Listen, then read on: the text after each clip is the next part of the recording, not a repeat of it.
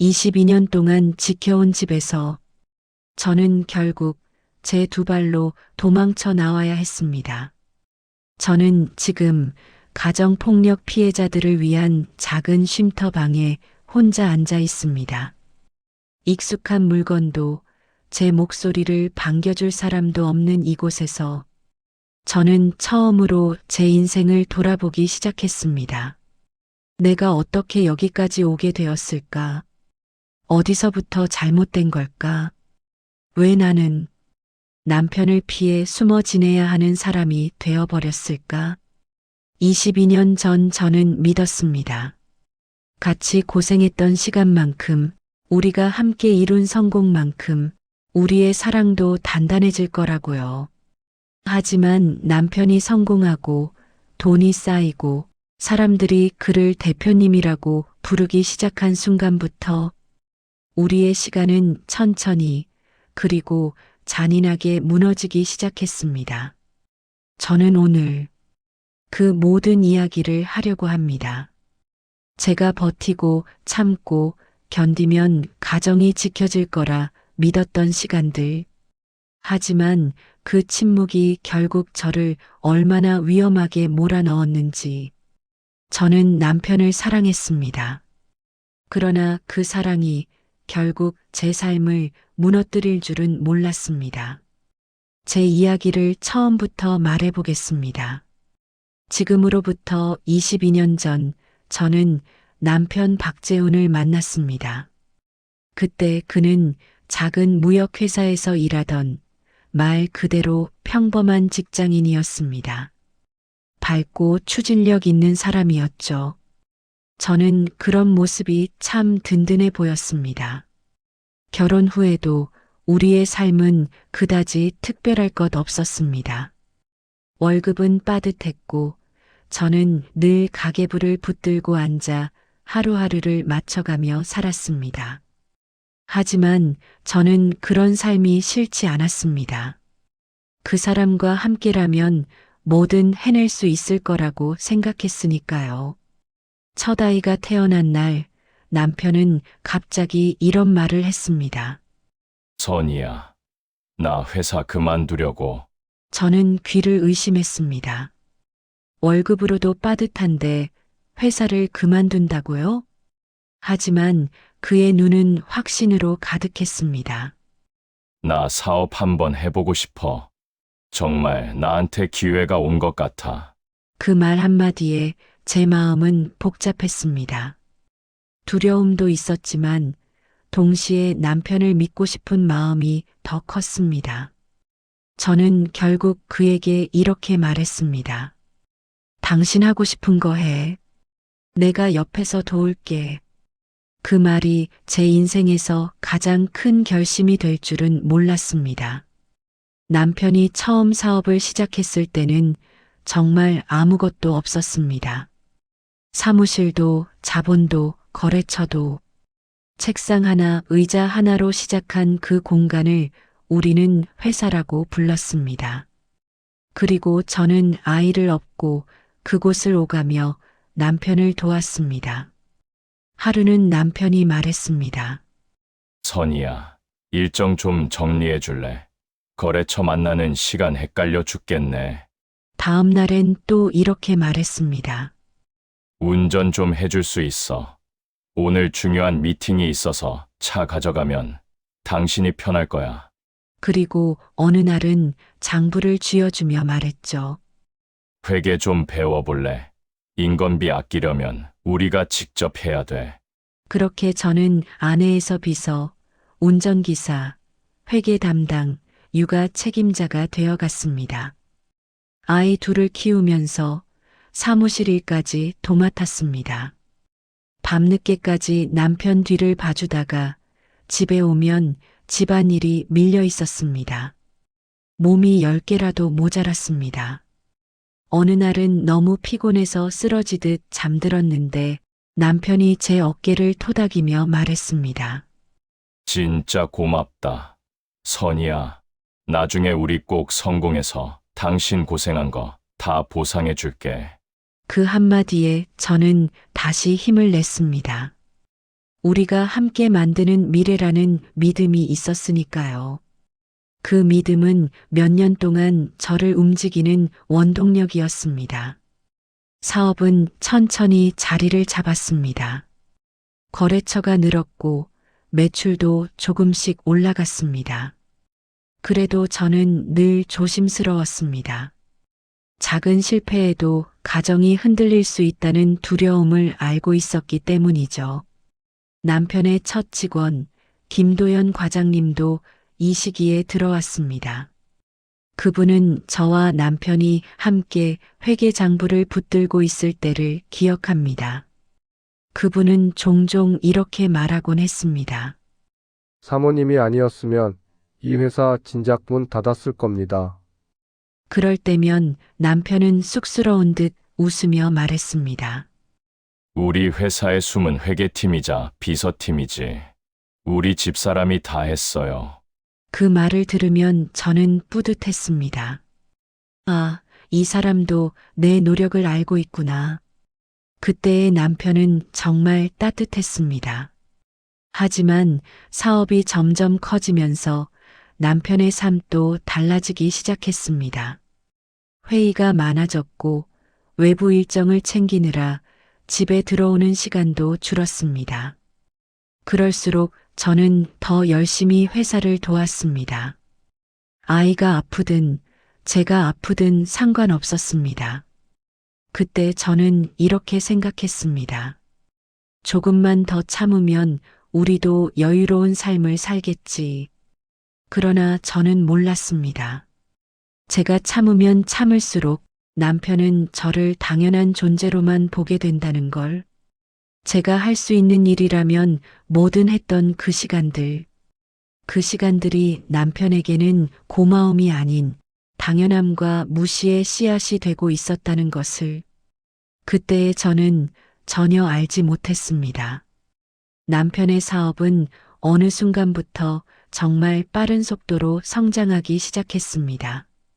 처음에는 작은 무역거래 몇 건으로 겨우 숨을 붙이던 회사였지만 어느 날부터인가 전화는 끊이질 않았고 남편은 하루가 멀다 하고 대표님이라는 호칭으로 불리기 시작했습니다. 저는 기뻤습니다. 남편이 고생 끝에 드디어 자리를 잡아가는구나. 우리 가족에게도 드디어 한 줄기 햇빛이 비치는구나. 그런데 이상한 건 남편의 성공이 밝아질수록 우리 부부 사이의 그림자도 짙어져 갔다는 겁니다. 처음엔 작은 변화였습니다. 하루는 남편이 옷을 사입고 오면서 말했습니다. 선이야, 요즘 대표로 사람들을 많이 만나잖아? 이미지 관리라는 게 있어. 저는 웃으며 말했죠. 그래, 잘 어울리네.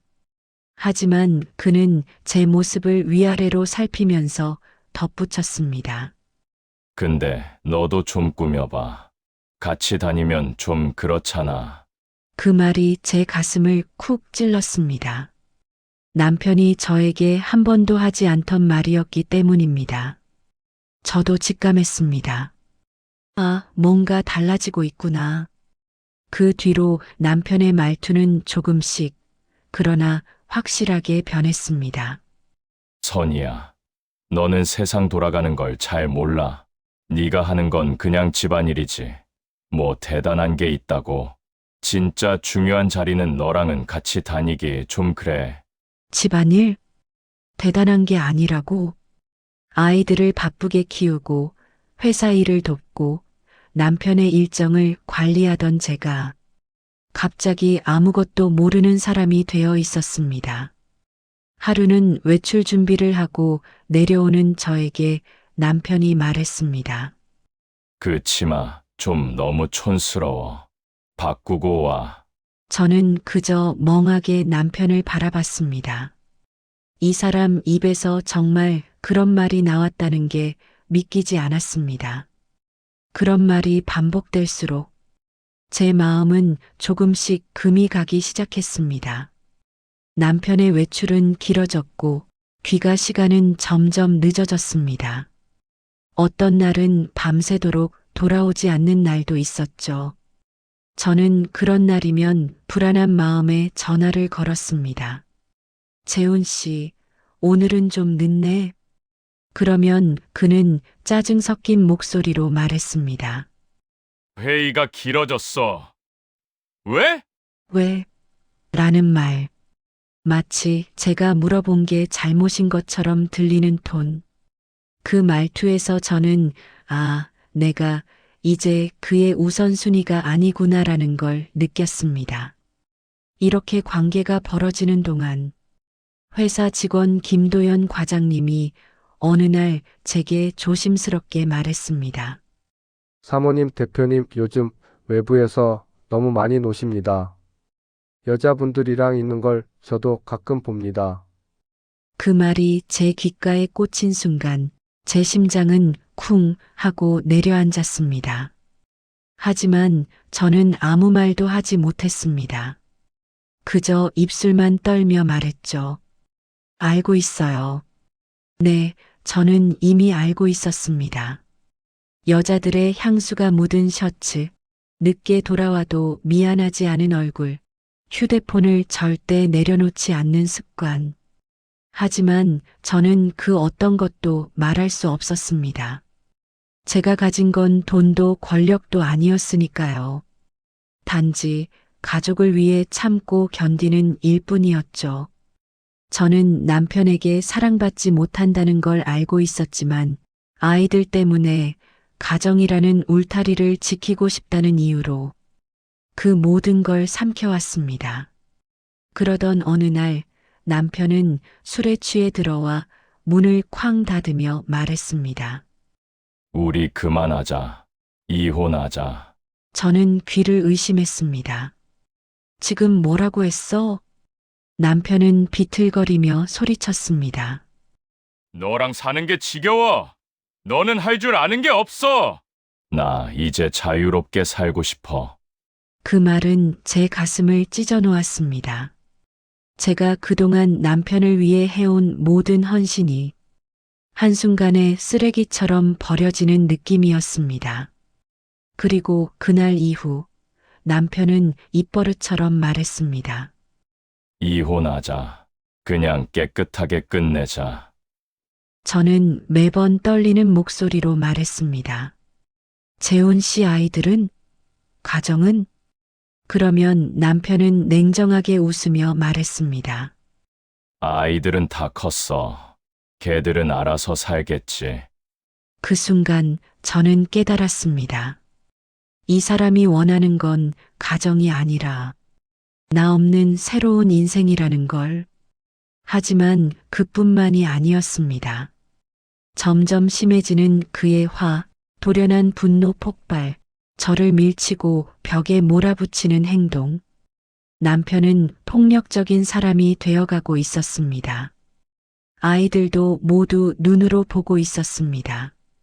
둘째 아이 민준이는 이를 악물며 말했습니다. 엄마 왜 저런 사람한테 맞아야 돼? 도망치자. 저는 그 말에 눈물이 왈칵 쏟아졌습니다. 정말 도망쳐야 했습니다.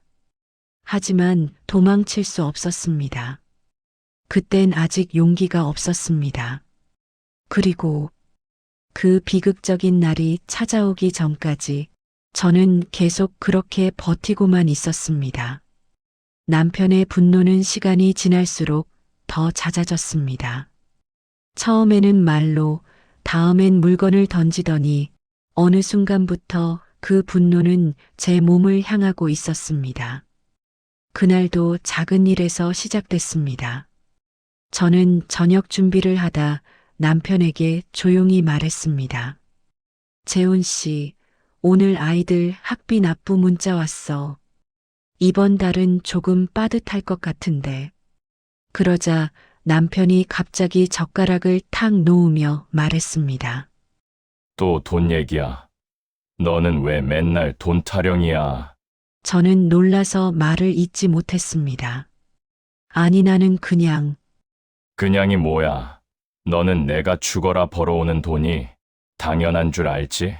그의 눈빛은 이미 제정신이 아니었습니다. 화가 끓어오른 사람의 얼굴이었죠. 저는 조심스레 말했습니다. 우리 가정의 일인데 같이 상의하자고. 그 말이 끝나기도 전에 그의 손이 제 뺨을 세게 후려쳤습니다.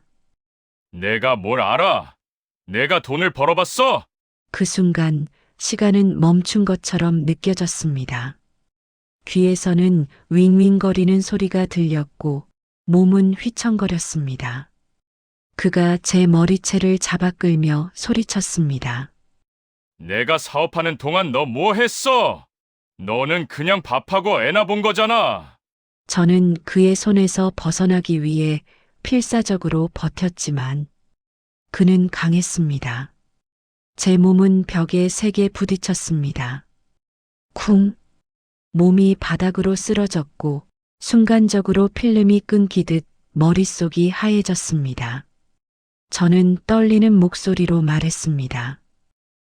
그만해. 그러나 그는 멈추지 않았습니다. 이혼하자니까 왜 이렇게 질척거려? 너 때문에 내가 사람 취급도 못 받는다고. 그는 제 옆에 있던 탁자를 발로 차며 더욱 소리쳤습니다. 저는 겁에 질린 채 두 팔로 머리를 감싸며 웅크렸습니다. 그때 문이 벌컥 열리며 둘째 아들 민준이가 들어왔습니다. 아빠, 뭐 하는 거예요? 그만해. 남편은 민준이를 돌아보며 소리쳤습니다. 너까지 나한테 대드는 거야? 민준이는 거칠게 숨을 몰아쉬며 외쳤습니다. 엄마 건드리지 마. 또 때리면 나 경찰에 신고할 거야. 그 말을 듣는 순간 남편의 얼굴이 일그러졌습니다. 친구, 너 감히 나한테? 그러나 그 순간이 저에게는 유일한 기회였습니다. 저는 다리에 힘이 풀린 몸을 간신히 일으켜 문 쪽으로 비틀거리며 걸었습니다. 민준아 가자. 여기서 나가야 해. 민준이는 저를 부축했고 저는 신발도 제대로 못 챙긴 채 집 밖으로 뛰쳐나왔습니다. 복도에 나오자마자 제 심장은 터질 듯 뛰었습니다. 손은 떨렸고 숨을 들이쉴 때마다 가슴이 찢어지는 듯 했습니다. 민준이는 제 손을 꼭 잡고 말했습니다. 엄마, 지금 당장 신고하자. 이건 진짜 아니야. 저는 떨리는 손으로 경찰에 전화를 걸었습니다. 저 신고할게요. 남편이 저를 때렸어요. 지금 너무 무서워요. 전화기 너머로 들리는 차분한 목소리가 그때만큼 고맙게 들린 적은 없었습니다. 몇 분 뒤 경찰차가 도착했고 저는 그들에게 상황을 설명했습니다. 경찰은 제 얼굴과 몸의 멍을 확인하고 저에게 가까운 쉼터로 이동하라고 안내했습니다. 쉼터 담당 상담사 장미경 씨가 말했습니다. 여기 계신 동안은 안전합니다. 걱정하지 마세요, 선희님. 그 말에 저는 그만 주저앉아 버리고 말았습니다. 참아왔던 감정이 갑자기 폭발하듯 눈물이 쏟아졌습니다. 저 정말 여기 있어도 되나요? 정말 제가 잘못한 게 아닌 건가요? 장 상담사는 제 손을 잡고 말했습니다. 잘못한 건 선희님이 아니라 폭력을 행사한 그 사람입니다. 이제 보호받아야 하는 건 선희님이에요. 그 말을 듣는 순간 저는 처음으로 내가 피해자였구나 라는 사실을 인정하게 되었습니다. 그날 밤 저는 쉼터의 작은 방에서 혼자 앉아 떨리는 숨을 내쉬었습니다. 앞으로 어떻게 살아야 하지? 아이들은 어떻게 하지? 재산은, 생활비는 나는 이 나이에 무엇을 할 수 있을까? 쉼터에 머문 지 사흘째 되던 날, 장미경 상담사는 제게 조심스럽게 말을 꺼냈습니다. 선희님, 앞으로를 생각하면 법률 상담을 받아보시는 게 좋을 것 같아요. 저는 그 말에 한동안 말문이 막혔습니다. 이혼. 그 단어가 너무 무겁게 느껴졌습니다. 하지만 더는 피해만 보며 살 수는 없었습니다. 네, 만날게요. 그렇게 해서 저는 류연주 변호사를 만나게 되었습니다. 상담실 문을 열자 깨끗한 책상이 보였고 그 뒤에서 차분한 눈빛의 변호사가 저를 바라보고 있었습니다. 어서 오세요. 김선희님이시죠? 편하게 앉으세요. 저는 어색하게 자리로 걸어가 앉았습니다. 손은 떨렸고 무슨 말을 어떻게 시작해야 할지 몰라 머뭇거리고 있었습니다. 그러자 변호사가 먼저 말했습니다. 괜찮습니다. 힘들었던 이야기를 꺼내는 게 쉬운 일은 아니에요. 천천히 말씀해 주세요. 그 말에 저도 모르게 숨을 길게 내쉬었습니다. 그리고 마침내 지난 22년의 이야기를 꺼내기 시작했습니다. 말을 하는 동안 눈물이 계속 흘렀습니다. 변호사는 제 말을 끊지 않고 끝까지 들었습니다. 그리고 잠시 정리를 하는 듯 고개를 끄덕이더니 침착하게 말했습니다. 선희님, 위자료 청구가 가능합니다. 남편분의 행동은 명백한 이혼 사유입니다. 가정폭력, 외도 모두 법적 증거가 될 수 있어요. 저는 놀라서 물었습니다. 정말 저 같은 사람도 위자료를 받을 수 있을까요? 물론입니다. 혼인 파탄의 책임이 명백한 쪽에서 위자료를 지급하는 게 원칙이에요. 지금 말씀하신 상황은 훨씬 더 충분한 사유가 됩니다. 그 말을 듣는 순간 제가 처음으로 구원받는 기분이 들었습니다.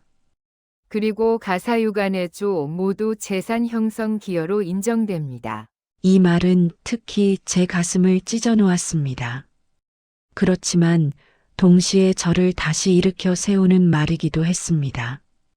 변호사는 제게 장부 초창기 이야기를 꺼내며 다시 물었습니다.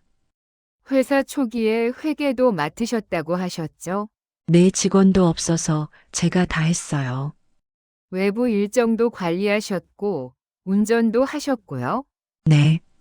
그러자 변호사는 부드럽지만 단호한 목소리로 말했습니다. 그럼 선희님은 전업주부 이상의 기여를 하신 겁니다.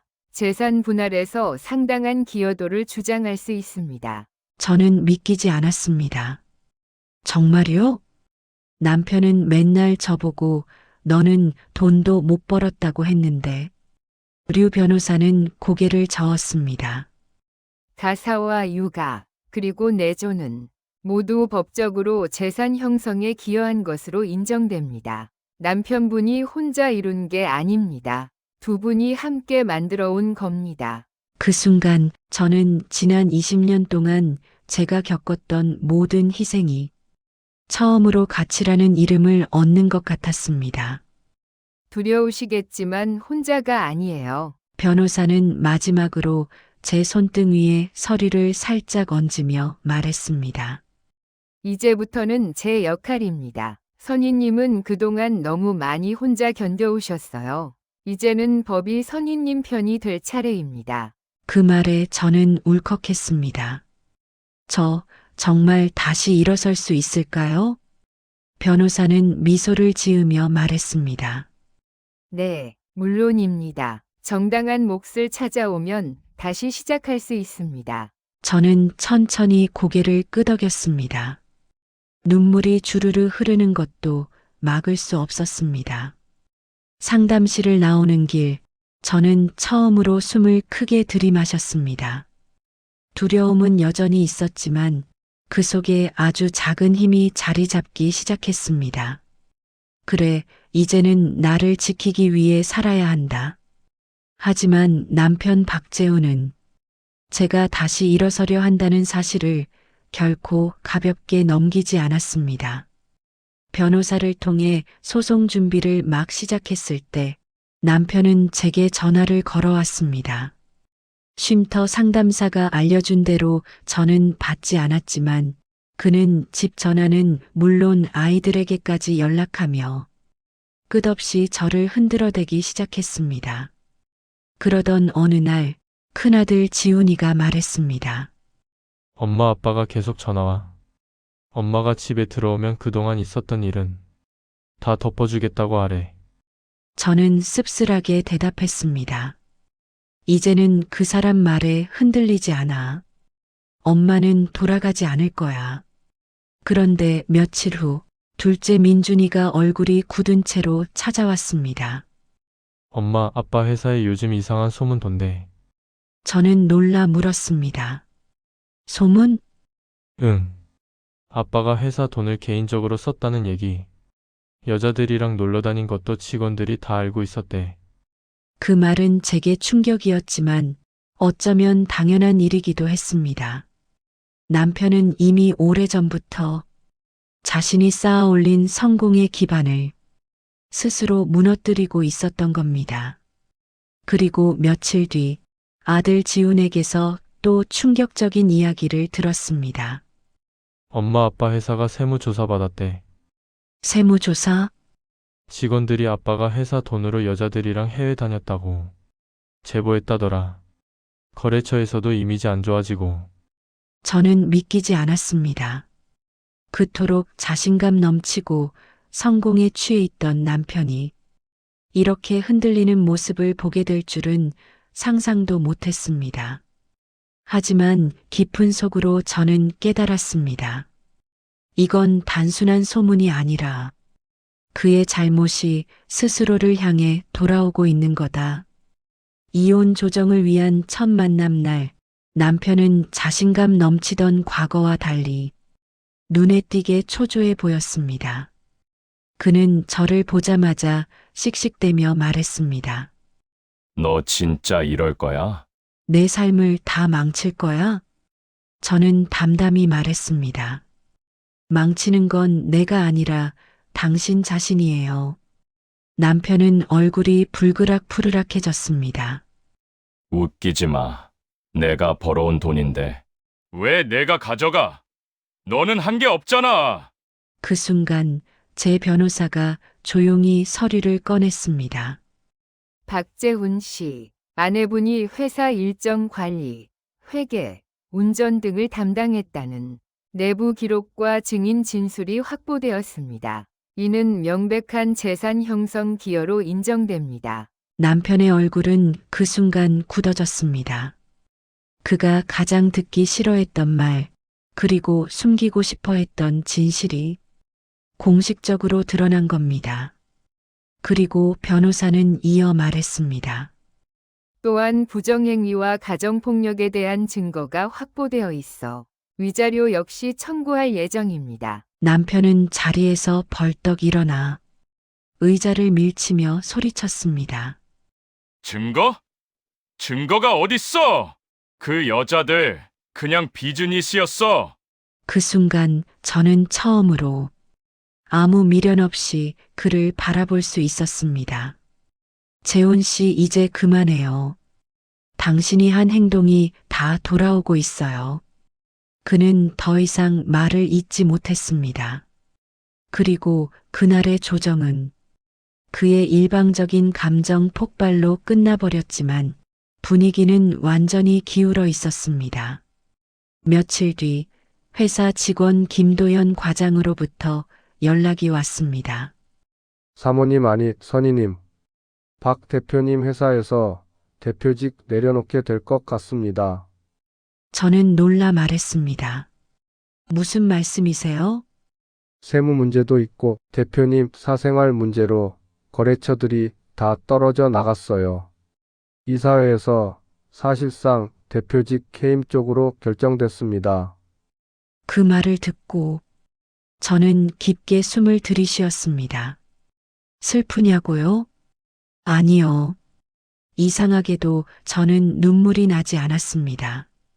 그 사람은 스스로 파놓은 구덩이에 빠지고 있었을 뿐이니까요. 그리고 제 마음속에도 조용히 그러나 분명히 한 문장이 자리 잡기 시작했습니다. 이제는 나를 위한 삶을 시작할 때다.